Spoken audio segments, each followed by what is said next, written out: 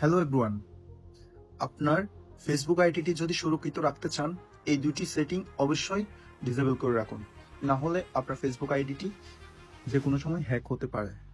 Hello everyone, আসসালামু আলাইকুম। প্রথমে আমরা সেটিংসে চলে যাব, তারপর প্রাইভেসিতে চলে যাব, তারপরে হাউ পিপল ক্যান ইউ ফাইন্ডে চলে যাব, তারপর কন্টিনিউতে ক্লিক করব, তারপর নেক্সটে ক্লিক করব, তারপর এখানে পিপল উইথ নাম্বারে আমরা নন দিয়ে দিব,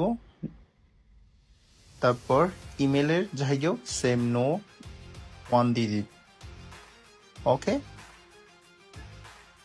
বাস আমাদের কাজ শেষ।